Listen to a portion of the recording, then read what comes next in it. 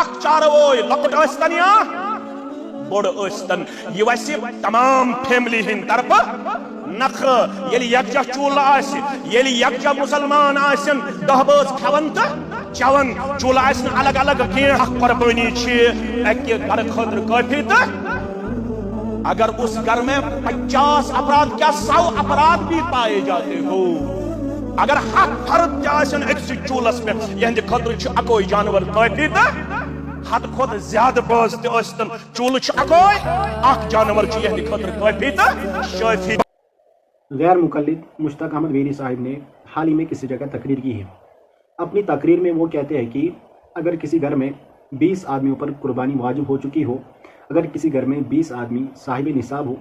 پھر وہ ایک بکرے کی قربانی کرے، وہ ان 20 افراد کی طرف سے واجب قربانی ادا ہو جاتی ہے۔ یہ غیر مقلد مشتاق احمد ویری صاحب اپنے بیان میں کہتے ہیں۔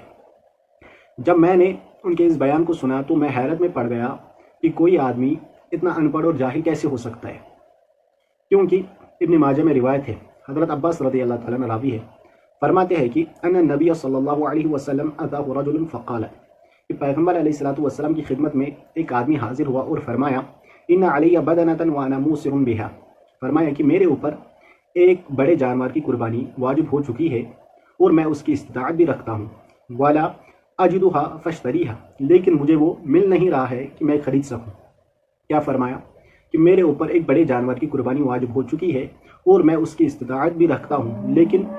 مجھے وہ جانور نہیں مل رہا ہے۔ پیغمبر علیہ السلام ان سے فرماتے ہیں فَأَمَرَهُ النَّبِيُّ صلی اللہ علیہ وسلم أَن يَبْتَعَ سَبْعَ شِيَاهٍ فَيَذْبَحَهُنَّ، فرماتے ہیں کہ اگر آپ کے اوپر 7 افراد کی قربانی واجب ہو چکی ہے، ایک بڑے جانور کی قربانی واجب ہو چکی ہے، تو آپ 7 شیاہ، آپ 7 بکریاں لائے، فَيَذْبَحَهُنَّ، پھر انہیں قربان کرے۔ غیر مقلد مشتاق احمد ویری صاحب نے تو 50 آدمیوں کا کہا تھا کہ 50 آدمیوں پر اگر قربانی واجب ہو چکی ہو پھر وہ ایک بکری قربان کرے، وہ 50 آدمیوں کی طرف سے ادا ہو سکتی ہے، لیکن یہاں پر تو پیغمبر علیہ السلام ان سے فرماتے ہیں کہ اگر آپ کے اوپر 7 آدمیوں کی ہی قربانی واجب ہو چکی ہے تو آپ پھر کیا کریں، 7 بکریاں لائے، آپ ایک بکری نہ لائے، آپ 7 بکریاں لائے،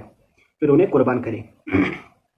اور ایک روایت ہے، حضرت جابر رضی اللہ تعالیٰ عنہ فرماتے ہیں نحرنا مع رسول اللہ صلی اللہ علیہ وسلم، فرماتے ہیں کہ نحرنا مع رسول اللہ صلی اللہ علیہ وسلم، ہم پیغمبر علیہ السلام کے ساتھ تھے، کہاں تھے، عام الحدیبیہ تھی، ہم پیغمبر علیہ السلام کے ساتھ حدیبیہ کے موقع پہ تھے، تو پیغمبر علیہ السلام نے کیا کیا، البدناتی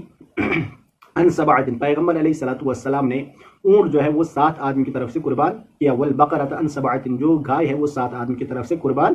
کی۔ اور ایک روایت ہے، حضرت ابو ہریرہ رضی اللہ تعالیٰ راوی ہے، فرماتے ہیں کہ پیغمبر علیہ السلام نے فرمایا من کان لہ سعۃ، جس شخص کو استطاعت ہو، ولم یضحی، پھر وہ قربانی نہ کرے، یعنی جو شخص صاحب نصاب ہو پھر وہ قربانی نہ کرے۔ یہاں پر 50 آدمیوں سے خطاب نہیں ہو رہا ہے، یہاں پر انفرادی طور پر ہر ایک آدمیوں سے خطاب ہو رہا ہے کہ اگر ہر ایک آدمی پر قربانی واجب ہو چکی ہے، اگر ہر ایک آدمی صاحب نصاب ہو پھر وہ قربانی نہ کرے، فلا یقربن مصلانا، وہ ہمارے عیدگاہ کے قریب نہ آئے۔ اس مسئلے کی وضاحت حضرت عبداللہ بن عمر رضی اللہ تعالیٰ عنہ فرماتے ہیں۔ عبداللہ بن عمر رضی اللہ تعالیٰ عنہ اس مسئلے کی وضاحت مکمل طور پر فرماتے ہیں، کہتے ہیں کہ گائے کتنے آدمی کی طرف سے قربان ہو سکتی ہے، اور بھیڑ کتنے آدمی کی طرف سے قربان ہو سکتا ہے، اور جو بکری ہے وہ کتنے آدمی کی طرف سے قربان ہو سکتی ہے، اور جو اونٹ ہے وہ کتنے آدمی کی طرف سے قربان ہو سکتا ہے۔ اس چیز کی وضاحت حضرت عبداللہ بن عمر رضی اللہ تعالیٰ عنہ مکمل طور پر فرماتے ہیں۔ حضرت عبداللہ بن عمر رضی اللہ تعالیٰ عنہ فرماتے ہیں البدنۃ عن 7، جو اونٹ ہے وہ 7 آدمی کی طرف سے قربان ہو سکتا ہے، اس میں 7 آدمی شریک ہو سکتے ہیں، والبقرۃ عن 7، جو گائے ہے اس میں بھی 7 آدمی شریک ہو سکتے ہیں، وہ 7 آدمی کی طرف سے قربان ہو سکتی ہے، والشاۃ عن واحد، جو بکری ہے وہ کتنے آدمی کی طرف سے قربان ہو سکتی ہے، عن واحد، وہ ایک آدمی کی طرف سے قربان ہو سکتی ہے۔ بکری کی قربانی اب کتنے آدمی کی طرف سے ہو سکتی ہے، صرف ایک آدمی کی طرف سے قربان ہو سکتی ہے۔ غیر مقلد مشتاق احمد ویری صاحب کا یہ کہنا کہ جو بکری ہے وہ 50 آدمی کی طرف سے قربان ہو سکتی ہے جن پر قربانی واجب ہو چکی ہو، یہ بالکل غلط مسئلہ ہے، یہ کہنا بالکل بھی درست نہیں ہے۔ جس روایت کے بنیاد پر یہ لوگ اچھلتے ہیں میں اس روایت کا بھی جواب دے دوں۔ حضرت ابو ایوب انصاری رضی اللہ تعالیٰ عنہ فرماتے ہیں کہ پیغمبر علیہ السلام کے زمانے میں قربانی جو ہوتی تھی وہ ایک شخص اپنی طرف سے ایک بکری قربان کرتے تھے اور اپنے گھر والوں کی طرف سے وہی بکری قربان کرتے تھے، یہ حضرت ابو ایوب انصاری رضی اللہ تعالیٰ عنہ فرماتے ہیں۔ اس روایت کے بنیاد پر یہ لوگ اچھلتے ہیں اور کہتے ہیں کہ جو بکری ہے وہ 20 آدمی کی طرف سے قربان ہو سکتی ہے، وہ ان 20 آدمی کی طرف سے قربان ہو سکتی ہے جن پر قربانی واجب ہو چکی ہو۔ اس روایت کی بنیاد پر یہ لوگ اچھلتے ہیں۔ لہذا اگر آپ اس روایت کو مانتے ہو پھر تو دوسری بھی روایت ہے، پھر تو وہ والی روایت بھی آپ لوگوں کو ماننی پڑے گی کہ پیغمبر علیہ الصلوۃ والسلام نے ایک مینڈا اپنی طرف سے قربان کیا اور ایک مینڈے کی قربانی پورے امت کی طرف سے کی، یہ روایت بھی پھر مانو۔ پھر تو اس سے پھر یہ پتہ چلتا ہے کہ اگر کوئی شخص ایک مینڈے کی قربانی کرے وہ پوری امت کی طرف سے کافی ہو سکتی ہے، یہ روایت بھی تو ماننی پڑے گی نا۔ اگر آپ وہ والی روایت مانتے ہو تو یہ والی روایت بھی مان لو۔ اگر آپ اس روایت سے یہ استدلال کرتے ہو کہ ایک بکری 50 آدمی کی طرف سے قربان ہو سکتی ہے، پھر تو اس روایت کو بھی آپ کو ماننا پڑے گا کہ ایک مینڈے کی قربانی پوری امت کی طرف سے ہو سکتی ہے، ماننی پڑے گی کہ نہیں؟ لہذا ان دونوں روایتوں کا جو مطلب ہے وہ اشتراک ثواب ہے، اشتراک ثواب ہے، یعنی ثواب میں شریک ہے۔ پوری امت ایک مینڈے کی قربانی میں شریک ٹھہرائی پیغمبر علیہ الصلوۃ والسلام نے، اور جو بکری ہے وہ بھی اشتراک کے ثواب ہے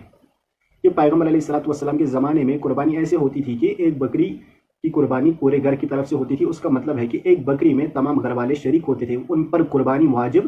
نہیں ہوتی تھی، وہ ثواب میں شمولیت ہوتی تھی، ان کی واجب قربانی ادا نہیں ہوتی تھی۔ لہذا آپ کا یہ کہنا بالکل غلط ہے کہ ایک بکری 50 آدمی کی طرف سے قربان ہو سکتی ہے، یہ کہنا بالکل بھی درست نہیں ہے۔